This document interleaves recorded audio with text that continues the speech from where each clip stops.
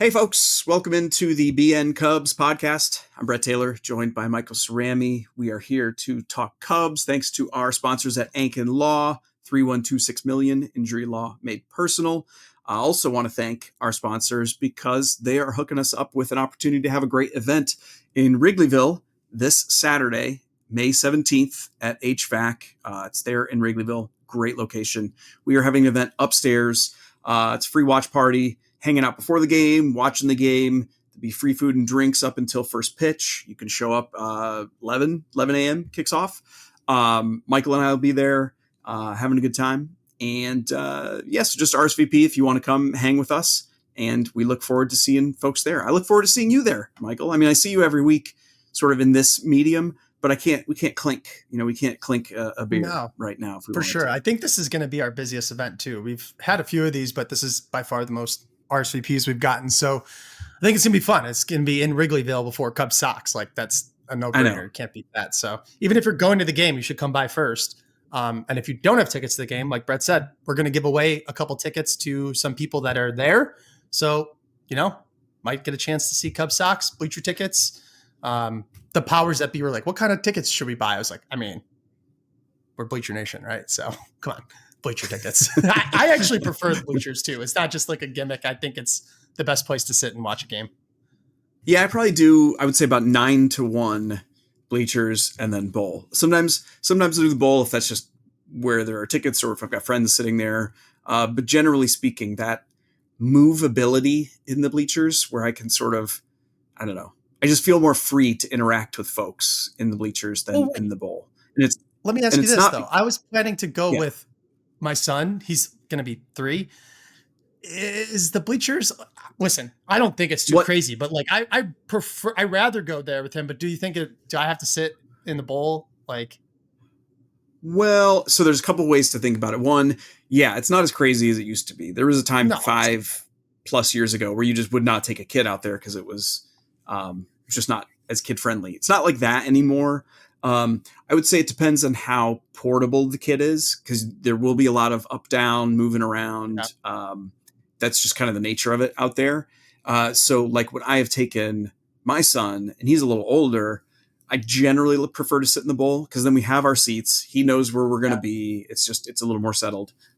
So that's that might make sense. That. All right. First trip, we'll do that. And then when he's, 7 and he's into cup snakes, you can do the bleachers. Yep. Beer bats, apple juice bats. They should sell soft drinks in the bats. Yeah, why not? Coke Zero bat. All right. So Cubs, let's get into it. The Cubs, of course, had the weekend series in New York that wrapped up the second wave of the brutally tough early schedule. And then they entered into a softer phase with this series against the Marlins at Wrigley. Of course, as is always the case, we've talked about this a million times, because the Cubs lost the finale of the Marlins series, it has less of a jovial feel to it, perhaps, on today's off day than it might have if Justin Turner's walk-off double had come in Wednesday's game instead of Tuesday's game. But the results are the same. The Cubs took that series after dropping the series in New York, which let's start there. Maybe the main focus of that New York series was Cade Horton's debut, which by any reasonable measure was a success, in my opinion. And the Cubs won that game, of course. So I think that series on a whole, you're playing a first place team, very loaded, in their house, with a rookie. He didn't make the start officially because Brad Keller opened, but it was essentially his first start. And you take one of those 3 games, I don't know. I have a really hard time, even setting aside the rest of the schedule. I just looking at the micro of this series, I have a hard time getting upset about dropping 2 or 3 to the Mets. Yeah, I mean, listen, it only stunk because they dropped 2 or 3 to the Giants too, and right before that, and it's just kind of felt like a little, and that lull coinciding with Shota being hurt, and then, I'm sure we'll get into this, but like, Kyle Tucker not quite hitting the way he had been, Carson Kelly too. Like, it's just the vibes are a little bit lower than they were a week and a half ago. And I think generally it's because of the Giants and then the Mets series being losses. And then with the loss yesterday and requiring Justin Turner to walk off the Marlins for the second game. Like it just kind of doesn't feel like we're in control as much as we had been. But overall, there's nothing to complain about. The Cubs are in first. They're doing well and they have a deep team. It's just, there's a lot of like mini negatives right now with some underperformance, some injuries, and then a couple of, bad series in a row. So that Mets series, not the end of the world. First place team in New York. They're a good team. I was kind of hoping that their pitching was a mirage, and their pitching was good. I mean, or the Cubs offense was bad. I don't know. Like it didn't feel like we had that overwhelming offensive attack, unrelenting that we had gotten used to for the first 6 weeks, 7 weeks. I would add to, I suppose, Cardinals going on a 9-win streak. Yeah, that too. Concurrent. Listen, I'm not a believer in the Cardinals this year. I don't think they're going to be like the Brewers of this season where it's like, no, and then they're suddenly good. I don't think that's going to be the case. And so with that in mind, I actually think it's good that they won 9 games in a row, because I think anything that makes their trade season more complicated is good in my opinion. I know. I'm asking for it. But because that was happening concurrent to the Cubs sort of not having a great couple weeks, and the lead in the NL Central being 1 game nominally, I get that for like a minute. For a minute, it was down to just a half game. Yeah. I was like, come on. And I get that. That stings the vibes a little bit. Whereas the Reds and the Brewers are further back, and I sort of view them as maybe more the real competition. But I think so too. Ultimately, I mean that's where we'll leave it as far as vibe check goes, because I think you nailed it. I wanted to touch on the loss of Ian Happ to the oblique injury, which informs some of the offensive struggles and the loss in New York and losing the finale there to the Marlins, that it isn't entirely Ian Happ's absence that has slowed the Cubs offense. But it's inarguably true that the month before he went down, he was one of the hottest hitters on the team. Wasn't getting a ton of attention because for whatever reason, Ian Happ just never gets a lot of attention from fans. But also his on-base percentage had climbed to a point where it would be the best season of his career by on-base. And he's the leadoff guy hitting in front of a stacked middle of the order. That makes a huge difference. All love to Pete Crow Armstrong or Dansby Swanson, as the case was yesterday. They're hitting very well, but they aren't guys that are setting up the table in the same way as Ian Happ, where he's just like annoyingly always on base. Well, it's twofold though, because not only are those guys just objectively not getting on base as often as Ian Happ, but they're also hitting for power behind Ian Happ. And so you're setting up their power to be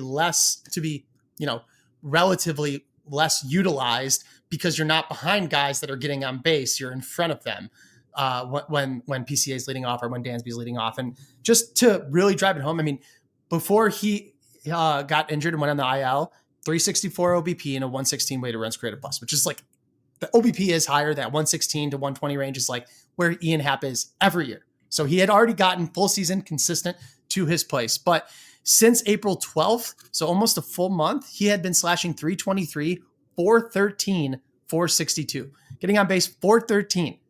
I mean, again, just the numbers alone.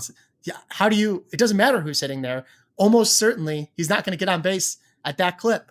So yeah, it's a huge loss. And then on top of all of this, besides the other points I made, he's the leadoff hitter. He's a guy who's established himself in that role that the Cubs have been like having in complete bad luck with for years, basically since Dexter Fowler. And he's like become the Cubs leadoff hitter. I wrote an article that was basically like, because he doesn't have to be the power hitter, the producer, the 3 hitter, he's actually turning it into an even more extreme version of himself, making more contact, getting on base better. And it's like, yeah, because that pressure is off of his shoulders, whether he would ever admit that or not. I think that's what's happening here. He's like leaning into that role.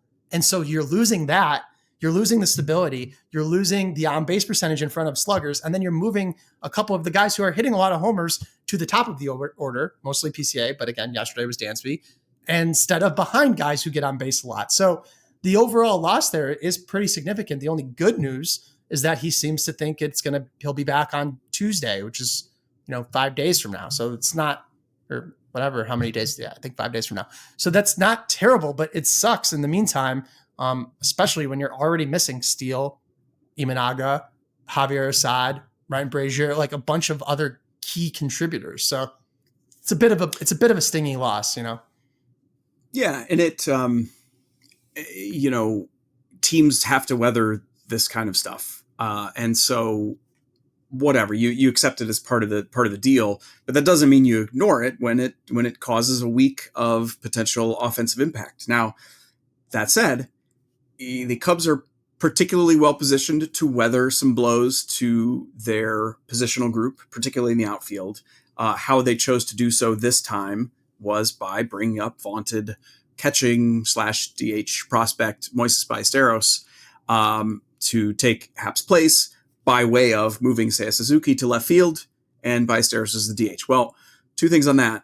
One, it's only been 2 games that he's been up because Happ waited 3 days. The Cubs wanted to give him a chance to see if he could play before going on the IL, which you get. If it's not a true oblique strain, if it's not, then you can understand that. And frankly, if he's back at that 10-day mark, then it wasn't like a real meaningful oblique strain, because we know that just the caution level that you associate with real damage to the oblique in baseball that's at least a 2 or 3 week injury. So, I'll keep my fingers crossed on next Tuesday.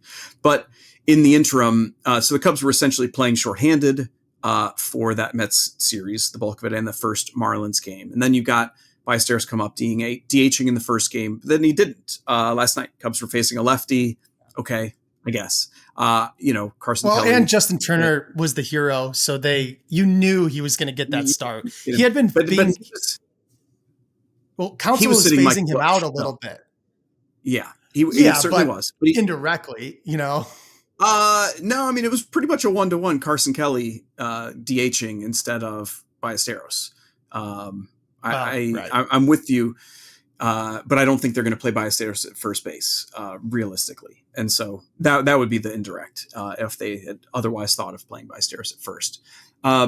So we don't need to say too much about what we've seen yet from Moises, because we haven't seen a lot. There was just the one game and then sitting down. And we'll see over the course of this White Sox series and into next week if essentially the replacement of Ian Happ to Moises Ballesteros, maybe we find out, it doesn't sting as much as we thought. That's certainly possible. I think that's unlikely in the near term, right? Because it's a young player coming up. That's just unlikely, but it's possible. While we're on it, though, I do want to comment on what we saw first game from Moises Ballesteros. I wrote about this at BN, and sometimes it's hard to get through in print, and I'd rather do it sort of in this visual and auditory medium, how much I'm not saying that I watched him play this one game and I'm like, I've got all these conclusions. I'm not saying that. But when it's a vaunted prospect coming up and we are all paying very close attention to that first game, I think you'd be crazy not to comment on the fact that all 4 plate appearances followed the exact same script. He took the first pitch. The second pitch was off speed, down or off the plate. He swung at that second pitch and he grounded out softly. All 4 were identical. And so it's like, okay, so you think that, and then you're like, okay, well, what do we know about Moises Ballesteros as a hitter? We know significant contact ability. Okay. We know sort of an even swing plane that's not necessarily calibrated to a ton of power. It's more of a line drive stroke. And we know that you combine those things with breaking or off speed stuff that's off the plate. And really the only place you are going to hit it is into the ground. And so I think we may have seen an example of this league is going to be ready when big prospects come up now. It's not like 5 years ago where it's like, well, we got to figure out the book on this guy. No. They know exactly what they want to do. And they have pitchers, even the Marlins have pitchers who are even better able to pitch to a scouting report than at AAA. And that's just something that guys will have to adjust to quickly. We've seen it with top prospects that come up and they struggle for a few weeks. Even the best hitters coming out of the minors, they struggle. And a lot of it is that ability of big league pitchers to execute on what's already been identified as an approach. And so I look forward. I was bummed that he didn't play on Wednesday. Well, he had those big moments though too. I felt bad for him almost because he came into at least two that I remember. There was the bases loaded earlier in the game and then a late inning opportunity. I think that was when he beat out the double play. And it was like, boy, like everyone in the stadium, I'm not trying to nag because ultimately this is a compliment, the Wrigley Field faithful, but I'm often surprised by how aware the crowd seems to be for top prospects who, listen, is Moises Ballesteros an awesome hitting prospect that we're all very excited about? Yes, but he doesn't have the fame that Matt Shaw had coming into the season, or the first round pick pedigree of Cade Horton, or even like Chris Bryant, who's like an uber prospect, like everybody knew him. And then even still, when Ballesteros came up to the plate, the crowd was locked in. I mean, they were cheering. They were very much aware of the moment. And that on top of the fact that they were 2 out of 4 really big moments, it's like, that's just a little bit of extra pressure that doesn't help. And then, when he got doubled off, that run to first base, I was like, oh, at least he's going to beat this. I was like, boy, is he slow. I did not think that first one, I didn't think it was going to be close. You see it come off the bat and you see where the middle infield is and you're like, okay, well, they're going to score a run at least because he's going to beat that. And then it ended up being not close in the other direction. I was like, yikes. So I then took that into his final at bat where, who knows how it plays out. If he does end up getting a double play there, still Nico singled, then Justin Turner doubled. So the game would have been tied. But anyway. Wait, I want to ask you another thing about him though. Cause I'm gonna reveal my lack of knowledge here for a little bit.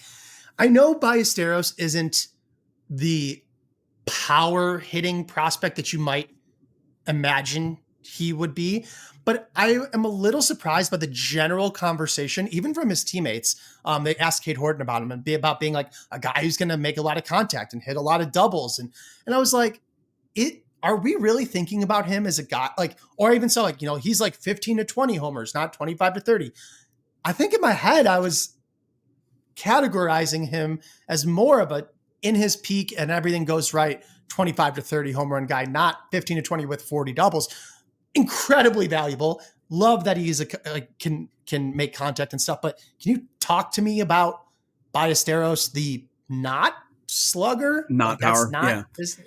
What's that about? Some of it is, like I said, some of it is his swing plane. It is the way he's attacking pitches is just not a swing that's calibrated to a lot of loft, a lot of backspin. Owen Casey actually has the same issue where he can hit the absolute crap out of the ball, but his best contact is not necessarily calibrated for the kind of loft where you're going to see a lot of home runs. And he's working on that. Now, what's true of both of those guys, right, is that they were very fast risers at a very young age through the levels of the system. Yeah. And we know that for a lot of guys, power comes much later. It is once you have really calibrated yourself to the way pitchers are going to attack you, then you can be a little bit more selectively aggressive. Then you can make some of those little tweaks to the swing to generate more power. But sometimes guys will keep getting to new levels and having success without a lot of that sort of deep outfield power that forces defenses to adjust. And if you don't ever face that and you keep having tremendous success like Moises has, there's really not a reason to make those significant adjustments. And so I would throw in the fact. Go on. I was just going to say, and I would throw in the fact that he's a catcher who has a lot of developmental work going on catching. We've seen that too. Power often comes much later for catching prospects. And so, I would say it's a lot of that. And then lastly, I would just note that even from the Cubs perspective, of course they want to add power, right? You want all your hitting prospects to have tons of power. But I imagine there's been a little bit of reluctance to play too much with his swing when he's had so much success. Just incredible success, right? I mean, and so you kind of let this, it might be this, like, look, he's coming up now based on need, not development. But big league pitching can sometimes be the best instructor. And it may be the first time in his career ever that he sort of has some certain things exploited where he's like, okay, I am going to have to work on making this fix or this change. One thing I noticed too, which I thought was cool, for a guy whose calling card is making a lot of contact, a lot of times you see slower swing speeds for those guys because that's just and he actually swung very hard the other day. His first one was the average is 72 in big leagues, and he had a 72.7, a 70.5, which is below 73. And then his last one was 78 miles per hour bat speed. So he swings fast and hard. So maybe that's sort of his a compounding, impact there where it's like he's got maybe elite hand to ball skills wherein he could still swing hard, but it's the types of pitches he's swinging at and his swing plane, not generating loft to hit homers, but because of the swing speed, he's still hitting doubles, and he could slug that way by making as much contact as the high contact guys, but with a much higher swing speed. Maybe that's something to keep an eye on. And maybe some of this is a blind spot to us with him because he's been such a good hitter and so successful overall that we have forgotten one of these fundamental things that we always talk about with hitting prospects is that sometimes incredible bat to ball skills can work against you as you move up. Yeah. And we've seen it with tons of guys. It has sunk some guys' career that they were just it's what Matt Shaw is doing right now. Yeah. They're too good at making contact for their own good. And so we just haven't, I have never heard that in relation to Moises Ballesteros, and I certainly it wasn't on my radar, and I wouldn't even say it's on my radar now, but it's just something that we have to remember that is true, that these guys who can make contact at an elite level have to balance it against the ability to do damage with that. But what's funny is I always care about that until Nico Horner comes up in the ninth inning with the guy on third. And then I'm like, that's the only thing that matters is that he can make contact. Just touch the ball. Like, why doesn't everyone do this? This is crazy. So yeah, I'm with you. No, and nothing else on his debut. I mean, I'm excited to keep seeing him. We're not going to see him for that long right now, probably, hopefully. Right. But I mean, he could end up playing a big role. And clearly the Cubs are, especially now that he's on the 40-man, he's going to be added anyway in November. But now that he is, the next time a need arises, it's possible that he's the guy who gets the call again. Right. So, that was a big first hurdle to overcome. So even if he goes back down Tuesday, because everything works out great with Happ, Seiya gets hurt all the time, or anybody else, he could be the guy that comes up again. And I'm excited about that. I think it could be, those things are fun to have. It's Wilson Contreras coming up and being like a little spark plug fun player and 10 years ago. You know what I mean? It's like, you need those storylines to hang on to throughout the season, and Ballesteros can be a fun one right alongside Cade Horton. And again, the return of Matt Shaw whenever that does happen. How crazy, by the way, that within a 3-day span, we've got two of the Cubs' top prospects coming up, guys who, in spring training, that would have been the conversation. Like, I don't know, might they come up this year? Will they contribute this year? Well, things happen sometimes. Yeah, maybe. And it was like, in a 3-day period, boom, boom, boom. Mm-hmm. They're both coming up. Very cool.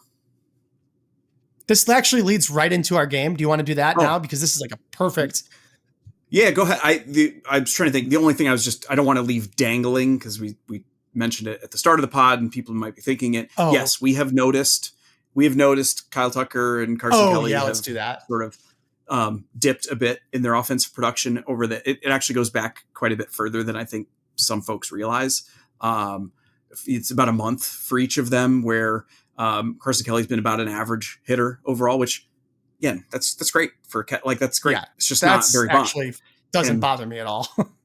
No. And Kyle Tucker has been, Ian Happ for the last month, essentially, in the way he's been hitting. And again, that's good. That's a good hitter. It's just not quite what you want from Kyle Tucker. And so I don't know. I wrote about it in the bullets this morning. Folks can read it if they want. There's not a ton to say because I'm not worried about either guy. It's just you have to mention it when you are comparing this current stretch against a team that's scoring 6 runs a game and just, blowing everybody out. Well, it's because they had 2 guys who were playing out of their minds and have come back quite a bit. Well, you actually made a fantastic point. So rare for you. It's very uncommon. I do that often. Yeah. It was that Carson Kelly being an average hitter is honestly amazing. That's great. He could be an average hitter the rest of the year, and I would be thrilled. That's all he needs to be. He's a good catcher. Amaya is also going to be, looks like he has the floor of an average hitter this year, if not a little bit higher, and is also a good catcher. Great. However, then you can't DH Carson Kelly and bat him cleanup if that's who he's going to be. Like, we have to, Craig Counsell has to decide if the player he's seeing is still the type of player that you could put in the middle of the order, or just a great hitting catcher who could hit 6th, 7th, whatever, because that changes a lot. And it might've made sense 2 weeks ago, but it might not make sense anymore. As for Kyle Tucker, I don't know. It's kind of, I mean, I'm not concerned. And especially because, like you said, his down stretch is not awful, but it just doesn't look right either. And I guess I'm just comparing that to his baseline of looking amazing, but he doesn't even look great. And there were some hard hit balls last night, but like, I don't know. So it just doesn't, I don't know. I don't feel the fear, you know? Yeah. He's not hitting for a lot of power during that. That's been the biggest thing. Like his walk and strikeouts are actually kind of outrageously good during this stretch. I know. And there's been some bad luck. I think there's a disparity in the expected results over the past month, but mostly, what has he got? Like 1 home run during that stretch? And PCA and Seiya leapfrogged him. So right. And it's not like that's the only sign of production, but it is, it's kind of the most important thing a hitter can do. And that is a lot of the value that he provides. And so, keep an eye on it. If he's healthy, you don't worry about it. But we do have to remember, as we talk about Kyle Tucker, and then I'll leave it, is the guy he showed last year, with the Astros, it was 2/3 of a season where he was a Juan Soto level monster hitter, was different than the guy he showed for the rest of his career with the Astros, which was a very, very, very good hitter, well-rounded player, but not a $400 million super duper star. That really was only that 2/3 of a season last year that he showed, age 26, 27. So it's the right window. And when he came back from the injury, he was still doing that when he came back. It wasn't like 2 weeks or 3 weeks. Right. And I just mean the period of time that we're talking about. Yeah. It's not as if it was a multi-year stretch where then you as the Cubs and we as Cubs fans could say this year, well, that's who he's supposed to be. He's supposed to be a 180 weighted runs created this guy. We don't actually know that. And so I just want that to be sitting at the background as we watch what happens over the next month. And as we talk about extension stuff, Tom Ricketts is like, wait, call him right now. Call him now. He's in a slump. Call him right now. And I think it's partly because that first month he was otherworldly. He was, exactly. And so we kind of, I think some of us absorbed that as like, okay, that's who Kyle Tucker is. I did. And it's I knew that intuitively, but I definitely did. Right. I was like, he was a 150 guy. It clicked last year, and now he's a 180 guy. Right. Like that, of course, that's how I thought about it. I'm not going to lie and say I didn't. Right. But I do know what you're talking about. That is true. Go look at his fan graphs page. And hopefully he is. Hopefully that is the case. And this was just a fluky month because fluky months can go in either direction. And so, but it merited teeing up, and that's all I'm doing. Yeah, no, for sure. June will be a big month for Kyle Tucker. I think I saw actually historically that May was one of his slower months. Oh, well, then we get it. Yeah. This is just normal. Okay. Let's transition to the game of the week. This game is brought to you by Feldco, the home renewal experts. Bleacher Nation is proud to partner with Feldco. For almost 50 years, Feldco has been transforming Chicagoland homes with their windows, siding, doors, and roofing. Feldco is family-owned and prides themselves on delighting their customers. With products made in the U.S. and designed specifically for the Midwest, Feldco offers the perfect balance of beauty and energy efficiency. Thank you, Feldco, for sponsoring this week's game.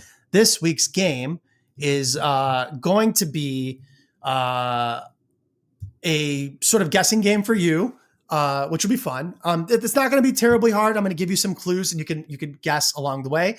It's going to be guess whose debut I'm talking about, because this week Moises Ballesteros made his Cubs prospect debut, made his MLB debut 0 for 4 groundouts, wasn't great. We kind of went over it, so no big deal there.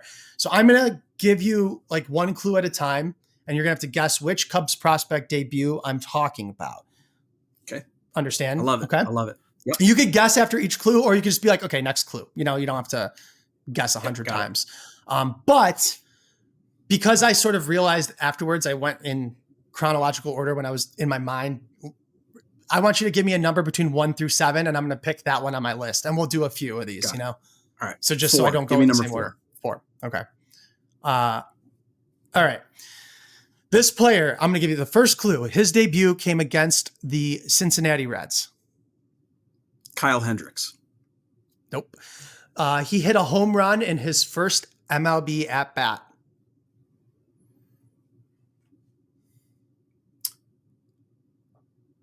Oh, now I've got a couple in mind, but I thought I would. It wasn't Schwarber, was it? Nope. His game, that game, he went 2 for 4 with a home run and a strikeout. Next, and the home run was in his first at bat. I don't know if I guess that didn't help that much. And here's your last clue, which I think should help you narrow it down. This debut happened in August of 2014. Well, so 2014, that was when Hendricks debuted that summer in Cincinnati as well. And that was why it popped into my head. Well, it wasn't. Okay. So that was the Cookies window of time. So like Arizmendi Alcantara was that summer as well. I don't think he had a great debut. Who else? I mean, there are some that I'm holding back because I know what their story is for the debut. So you're killing me. I mean, I'll say. Okay. Think about the top prospects from that era. Well, I thought August 2014 was going to really help you. I'll give you a hint. It was one of your wife's favorite players of all time at the time. Oh, I don't remember him hitting a home run. I don't remember that at all. So he's talking about Jorge Soler. I do not remember him homering in his. I feel shame. That's what he did. Unless I just did that wrong. No, home run. Yeah. No. All right. Trust yourself. That was a good one. I'm glad you didn't get it because I was worried you were going to be like, boom, boom, boom. All right. Give me another number. Give me number 1. Shuffling it. Number 1. I actually just realized I'm going to not listen to your numbers because if you knew it was chronological, it's giving you too much of a clue. So I'm going to just go in any order I want. Okay. This, this player debuted against the Cincinnati Reds. Kyle Hendricks. Nope. He also hit a home run in his first MLB at bat. What? Get the bleep out of here. How am I blanking on this? All right, give me the next thing. Okay. His game box score that day, 2 for 5 with a triple and a home run. Oh, are we going way far back? Is that Starlin? Yep. I left dangling the 6 RBIs. That was going to be your next clue. Yeah. As soon as you said the triple, I'm like, wait, well, that's Starlin. Okay. Now I'm recalibrated because I was thinking only a particular window of time. All right. I got you. Nah, I had it. I mean, Starlin had such a memorable debut. I had to include him. Yeah. Okay. This debut. This is going to be a tricky one. Okay. So good luck. This debut came against the Nationals. Okay. Keep them coming. He went 1 for 2 with a triple, 2 walks and a strikeout. And is this a Cubs debut or the player's debut? What a interesting question. It is a Cubs prospects MLB debut, but not his debut. So, I mean, for example, the reason I was asking is because it could be someone like an Anthony Rizzo who did not debut with the Cubs, of course. He debuted with the Padres. So, you know what? I'll go ahead and I'll guess Anthony Rizzo. It was Anthony Rizzo, 2011 with the Padres. Then do you remember his Cubs debut? It was a year later. That's what I was trying to think. No, I feel like he had a key hit in the game. And that's what I remember is that he had a key hit in the game. 2 for 4 with a double and an RBI. And it was. And I think the run he drove in mattered. And he had that funky stance at the time. It took him a while to settle into what we recognize as his stance. But that's all I remember. This is fun. I want to finish the rest of them because this is fun. Yeah, this is okay. great. This debut came against the Brewers. This Cubs prospect's debut. The rest of them are only Cubs debuts. So that was the only curveball I gave you. Against the Brewers. Nope. Okay. I mean, that's just so that you don't get it. There is one team. There's one prospect with one team where I'm going to get it immediately. I think I know too, but we'll see. 1.1 innings pitched, 1 hit, 0 earned runs, 1 walk, 2 strikeouts.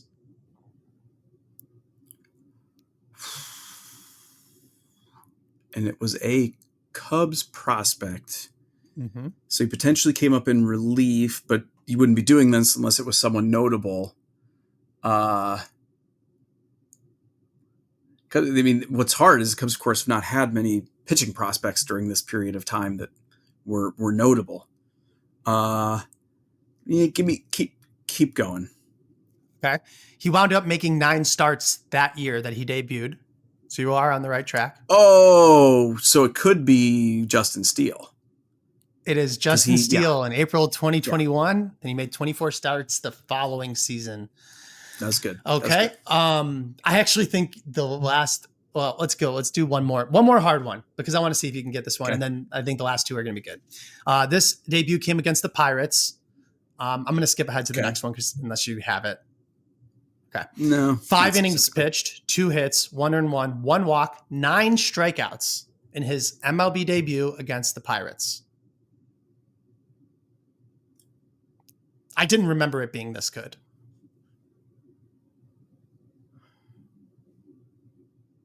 Give me one more. The next clue is that it was in August of 2023. Which is a very big clue. Yeah, who's coming up on that team? So, yeah, it'd be someone. Oh, so it could be like 23. So it wouldn't be Assad because he had 2 years prior to this. Good guess, though. Why am I? It wasn't like. I hate leaving all this dangling airspace. No. That's also why I'm like, no, you're good. Next clue. He made the starting rotation the following year, and he's still on the team now. That's what's killing me. Yeah, I'm like, okay, so but in the organization, I'm trying to think. Yeah, in the org. Yeah, so it could be Jordan Wicks. Was it Jordan Wicks? So, and I know he paraded against the Pirates. That's right. And Tommy Hotovy went out and did the whole like, hey, settle down thing, and he did have a ton of strikeouts. Yeah. 9 strikeouts. I was like, what? Yeah. Okay. Let's go. We'll go through these ones quick because we're coming up on time here. This debut came against the Padres. So it's probably Chris Bryant. 0 for 4, 3 Ks. But yeah. No, it's and then Chris the other Bryant, one is going to be the other one's Javi, who debuted against the Rockies. Yeah, that's right. 1 for 6 with 3 strikeouts and hit the game-winning home run in the 12th inning. Yeah. I knew you would get those ones. For some reason, Javi's, for some obvious reasons, and Chris Bryant's, I rattled off those facts immediately. I just remembered them, and I was like, I don't know why. Yeah, I wonder that too. You know? Well, like, yeah, there are a couple of guys that I'm not going to say that. I feel like Ian Happ debuted against the Cardinals, but it could be that he just had huge games against the Cardinals that rookie year. Remember, Carlos Martinez, he like owned him twice, but that might not have been his rookie debut. So I'm glad you didn't do that one. No, I know what you mean exactly. It's even like Kyle Schwarber's. I don't really remember. I thought. Russell. By the way, I thought you were going to do Wilson Contreras because he homered on Father's Day. I was waiting for that one, but I was thinking about doing that one. I thought it was going to be. Well, I was hoping to keep finding more homers and first at bats debuts because it kept happening. I was like, another one against the Reds. So anyway, good job. You did pretty good about that. Yeah, that's good. It's not. That's not easy. So now, commit to memory. Moises Ballesteros went 0 for 4 with 4 groundouts. So that in 5 years, when we do this again, 5 years, right? Yes. Boy, that'd be shameful if I don't. All right, let's wrap it. This is the BN Cubs podcast. I am Brett Taylor. That's Michael Cerami. You can read our work at Bleacher Nation. You can rate, review, subscribe, all the good stuff to this pod, wherever you get your podcasts, or watch on YouTube. And of course, thank you to our sponsor, Ankin Law. That's 3126 million. Injury law made personal. Howard Ankin and his crew, they do great work, and we appreciate them. You appreciate them. And we are looking forward to Cubs Sox this weekend, and including that watch party on May 17th. Don't forget to check that out. And we'll see you next week here on the pod. Thanks.